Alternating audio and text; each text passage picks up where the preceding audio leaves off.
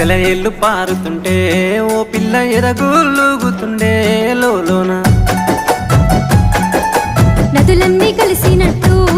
పిల్లగా నవ్వెంత బాగున్నది నీలోనా గాజుల సప్పులు గలుగల్లు మోగంగా గజ్జెల పట్టీలు గంతేసి ఆడంగా వరిగడ్డి మోపు ఎత్తి ఓ పిల్ల వయ్యారి నడుము పవే ఈ వేళ సిగ్గు